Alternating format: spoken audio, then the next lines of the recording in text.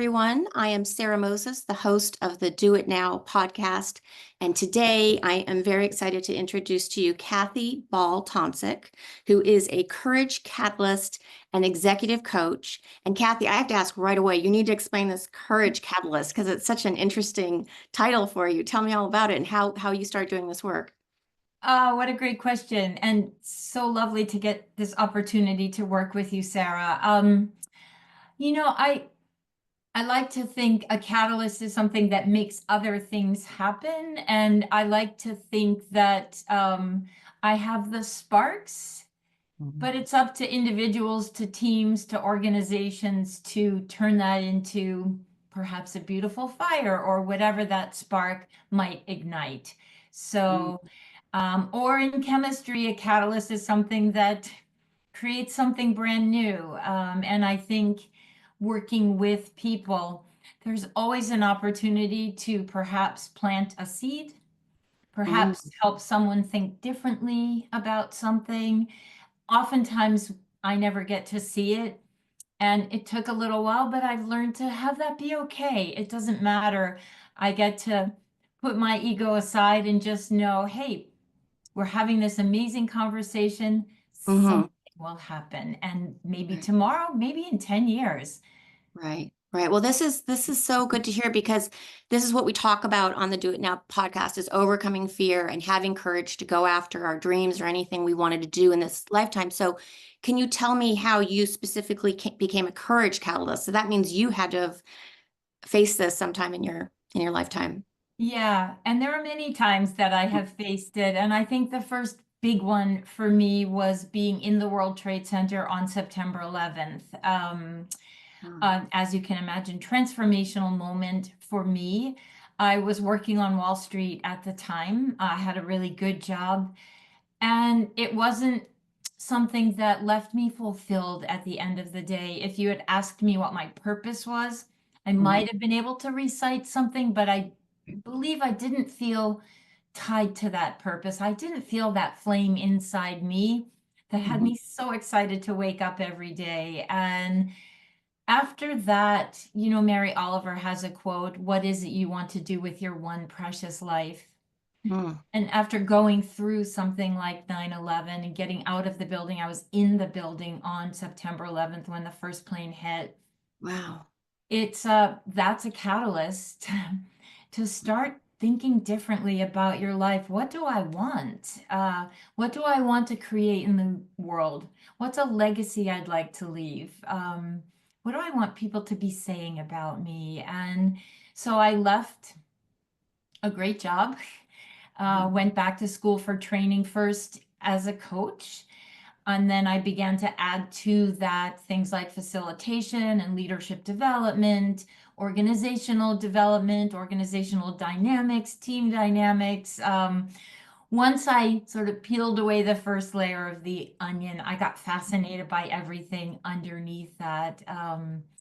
I had the amazing opportunity to train directly with Brene Brown. Favorite. Yeah, so I've just been blessed by so many opportunities to continue learning and then share that learning onward and outward. Yeah, those are great, great questions for people to ask themselves. They're almost beautiful questions. And have you found that since you started this new work, you are feeling fulfilled and have this very strong purpose and mission? Yeah, maybe not every moment of every day because everything we do has a few nuts and bolts or nitty-gritty details that we need to do to keep the ship sailing, if you will. But there are times that I hang up the phone or leave a meeting and I just think, wow, I am blessed, I am lucky, I am so grateful that I made that pivot so many years ago and have had the opportunity to continue to build on that. It's beautiful, beautiful. And can you tell me, I read that you have done a lot of marathons. Are they ultra marathons? Can you tell me how, No. oh, okay, marathons, but how did you start doing those? Because it sounds like So, a really tough. yeah, after 9/11, survivor guilt is a real thing. And while you're grateful that you're alive, And something like 9/11, you read so many stories. I went to 6 funerals. I had people programmed in my phone, Mm. because it was a Wall Street's huge, that industry is huge, but we were working in a very niche part of the industry. So we knew each other very well and always ran into each other at Mm. conferences, at Mm. dinners, etc. And I began running when my children were small. It's fast. Throw in Right. the shoes, go out and get back quickly. You don't have to go to the Mhm. gym and everything else. And I learned about running marathons for charity. Mm. And while getting out of the World Trade Center, I cut my feet. I was fine. I am fine. Mhm. It became symbolic for me, that I run because I can. My feet healed. I could use them, and I thought, well, why not use them to start giving back? Mm. And so most of my marathons, I believe 9 of the 11 were fundraising for various charities. Um, when I live in New England, when it's February and you have to train and go do a 3-hour training run and it's cold and windy and slushy, when you remember that you're running for people who don't Mm. have a choice about what they're going through, you buckle up, you get your clothes on, you bundle up, and you get out there. Wow, that is so beautiful. And just I had to write it down because it was so profound. I run because I can, you Yeah, know? I yeah. think I wish more of us thought in that way. I'm going to start thinking in that way. Mm. It's beautiful that we are blessed that we can move and we can walk and Exactly. have our health and we're still alive even. That's right. Yeah. Oh, wow. And can you tell me, are there particular charities that you support and work with? Yeah, and I think that lends or leads into the next, why I do what I do and Mm. have purpose. I've raised a lot of money for cancer research, and ironically, I've in 2023 and 2024, I got two separate, unrelated cancer diagnoses. Oh, wow. Um, so I felt like, okay, I was raising money for these, and now I'm the beneficiary of a lot of that research. Wow. And that had me continue to think about my life, think about who I want to be in the world, how I want to be in the world, and how to, you asked me this early on, or you mentioned Mm. it, courage catalyst. Like, Mhm. how do you dig down into a body that has seen the worst of the worst and still Mm. find courage? And courage is feeling the fear of whatever it is we're doing, whether it's something brand new, and Mhm. moving ahead anyway. So Mhm. I feel afraid, but this is really, really important, and I'm going to do it. And that's where purpose comes in. That's where getting out there on a blustery day gets you to do your training run. That's where working with someone that maybe you don't feel they're connected to what's going on, but you know why you're there. You are so clear why you're in the room, and you do it anyway. Wow. Wow. And so obviously this work that you've done for yourself, you're helping other people. Mhm. Can you tell me a little bit, are you helping them privately or is it corporate? Hmm. Yeah, both, Sarah. I work with people one-on-one. I also work with groups and organizations, everything from nonprofits to high-end management consultants. And at the end of the day, I have a fundamental belief that underneath it all, we are all human and Mm. we are all connected by our humanness, even when we're living in a very divisive world where Right. people are hurling things at each other. Strip away all the layers. We are humans with big, beautiful hearts. Oh, that's beautiful. Can you tell me, is there something that you identify that's sort of universal across the board that you see helps people that you're working with? Is there one thing that you notice that you can, in which sounds like a basically short amount of time that you're working with people, you're able to help them make big changes in their life and start doing things differently? Yeah, and I think it ties to What do you want? What kind of leader do you want to be? What is your secret sauce? What is your personal leadership brand, your true north?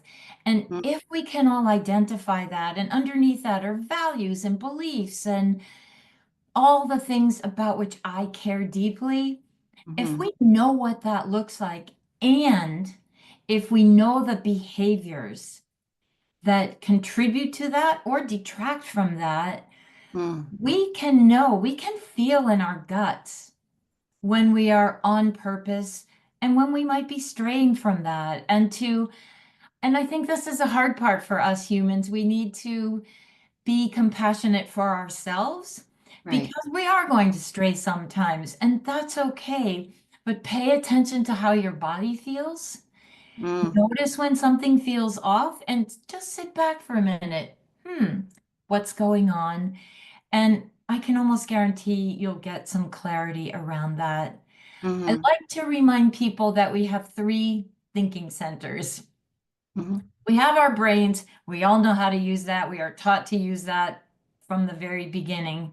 We also have our heart and our gut. And Mm-hmm. those have so much information for us. And we often discount that, like, oh, I have this feeling in my gut. And someone says, whatever, what do you think is the thing to do? It's like, Right. no, time out. I want to pay attention to what might be going on there. Mm-hmm. And do you think there's a difference? Because sometimes people have a feeling in their gut and they look at it in a positive way, like it's a gut instinct, Mhm. but sometimes they might be feeling the fear that we were talking about, and that's making them hesitant. How do you tell the difference between having a gut instinct and just fear showing up, you know? So I think at the highest level, they're both a gut feeling. Mm-hmm. And then what we do with that, what you're asking, I think, Right. is the most important thing.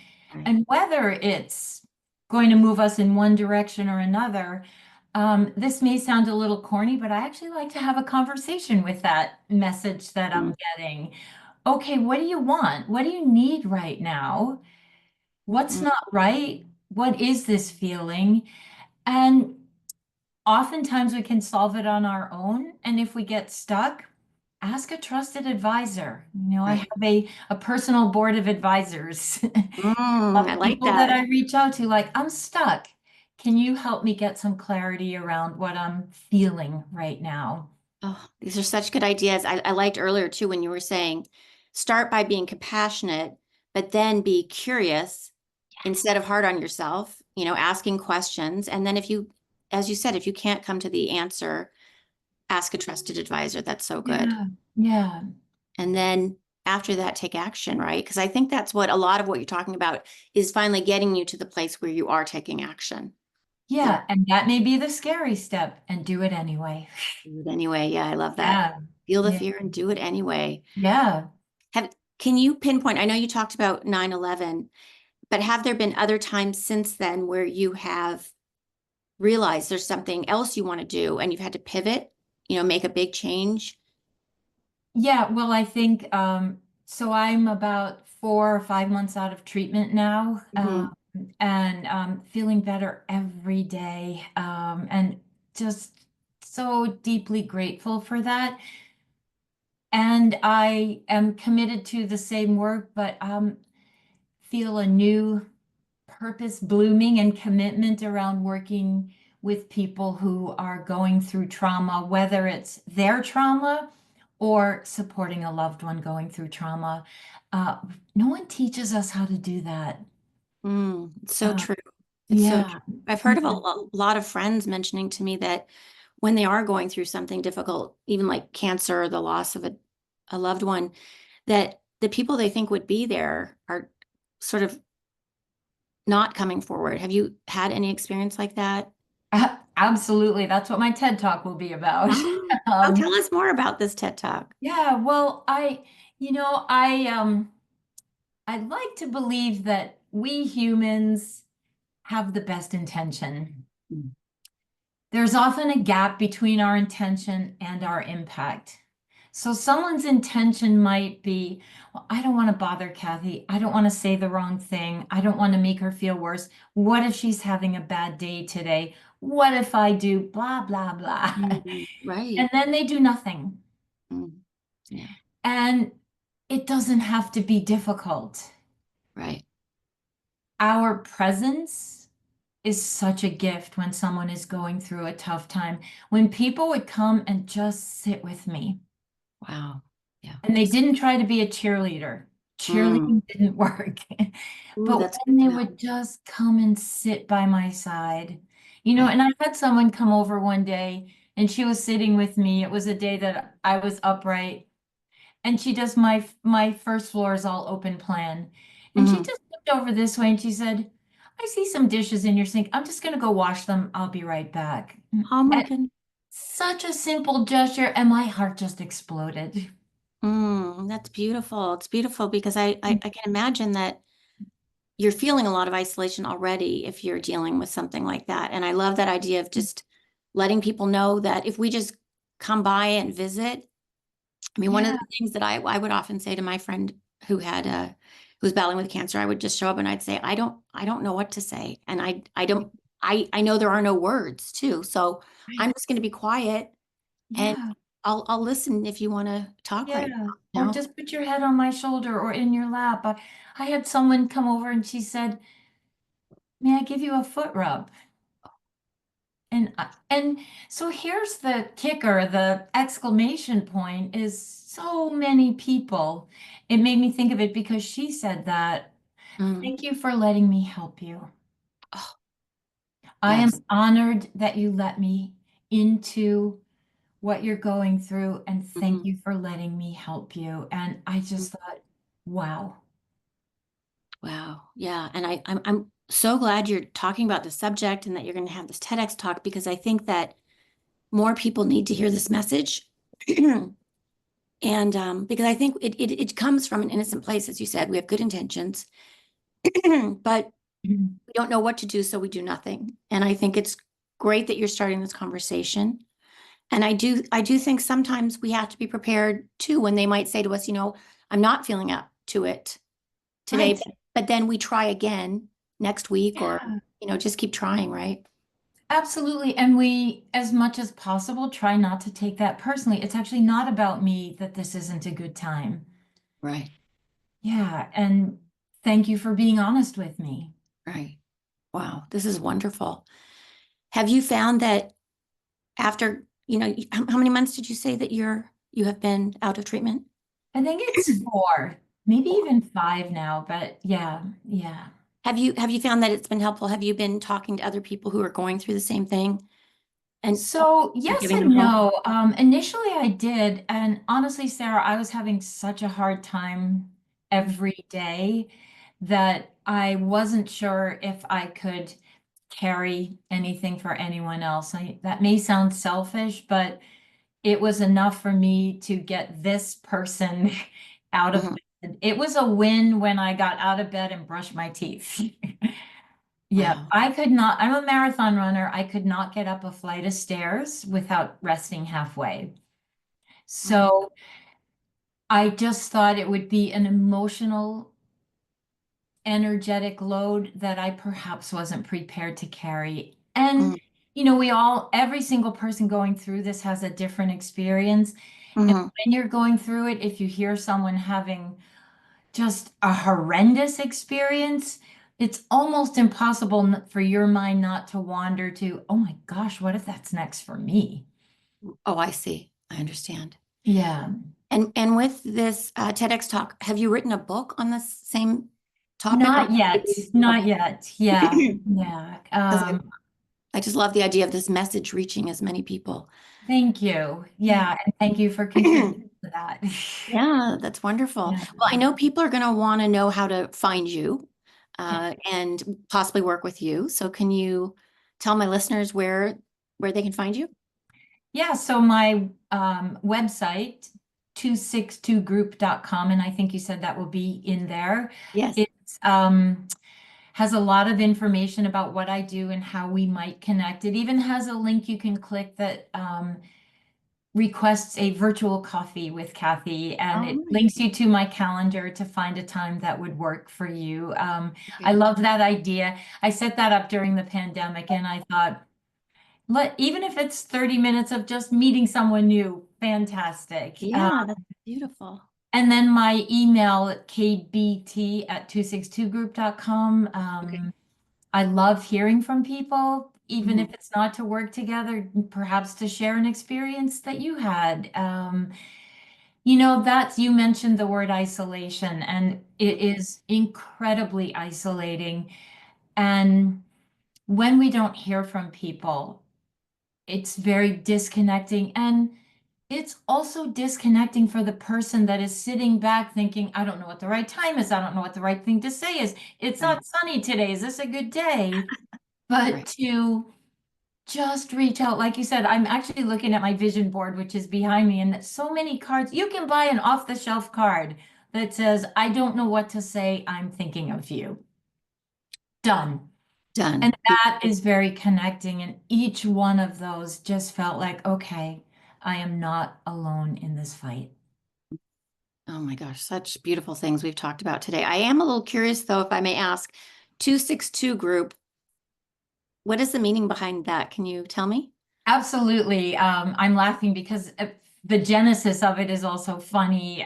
So Mhm. I left my job, I took classes, and like many solopreneurs, I was like, I'm ready to launch my business. No, I don't have a name for it, which we can both laugh about because oftentimes that's just a really good excuse to not actually start your business.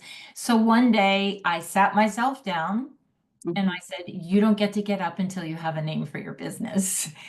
And I brainstormed all these things, called Mhm. on a couple of friends, especially my friends in marketing.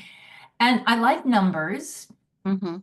And 262.26.2 is the distance of a marathon. Oh, wow. Okay. And when I did my training runs, I was so struck by there are so many similarities, and there's actually an article on my website about this between training and running for a marathon and showing up as a leader in the world. And being a leader doesn't mean you have 50,000 people reporting to you. You can just be on your own, and we're all leaders every time we reach out to the world. Mhm. And everything from making a plan, sticking to the plan, being ready to pivot with the plan because things changed out there, breaking things down into manageable components. When I show up to the starting line, if I thought about running 26.2 miles, I would go back to bed. Yes, me too. I can't even, I'm so impressed that you've done these marathons. I Thank really, you. But what I do is I say, okay, let's run a half marathon. That's not that hard. We can do that. By the end of the marathon, Sarah, I am telling myself, just get to the next light pole. And you look at it and you imagine that it's pulling you toward it. And wow. leadership in life is like that too. You can't think of these big, lofty goals. You won't start. But if Wow. you know how to start, Hmm. you know how to break it into chunks, you'll get them done. Right. Yeah. What's that saying? How do you eat an elephant? One bite at a time? Right. Which is I haven't horrible if you heard think that, but about it. that's perfect. Yeah. Yeah, now that I'm saying it out loud, I don't know how good that sounds, but I love this It idea makes that, sense. yeah, Yeah. I love this idea Yeah. that so with the marathon, is it sort of you're just running or thinking about it as if it's 1 mile at a time? I just need to finish this 1 mile and then At the end, at the yeah. beginning, I give myself, there's in marathons, there's something that happens at about mile 20. There's an expression, the marathon begins at mile 20. Oh, It's when your body has physiologically used up all the carbohydrates it can store. So hmm. you are, in fact, running on empty at about mile 20, and it Okay. becomes a head game. And your body is saying, Kathy, sit down. And Oh, your head is saying, the finish line is 6 miles away. I am going to get there. I will take care of you, body, when I get there. And so then you need to, sometimes I look for a light pole or a tree. Sometimes I find a person just a little bit in front of me and I say, don't let them get too far away.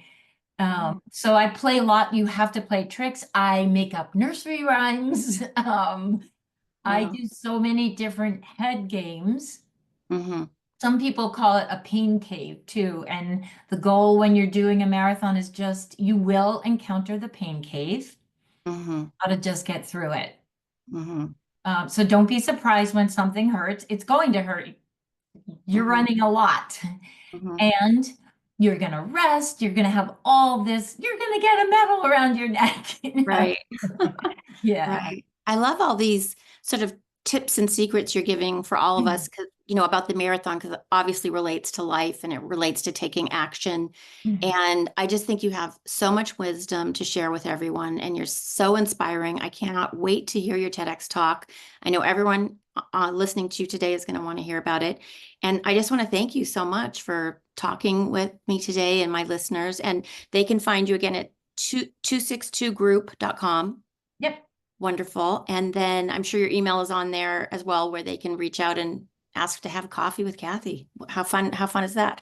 Yeah, exactly. And I do want to say that for all people that are afraid to get old, we get these bits of wisdom by running around the block many times, literally and metaphorically. Yes, yes, Yeah. beautiful. Well, thank you Yeah. so much for today.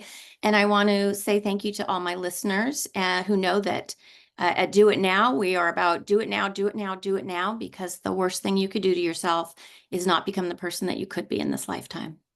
Thank you. So beautiful. Thank you so much, Sarah. What a treat. Thank you.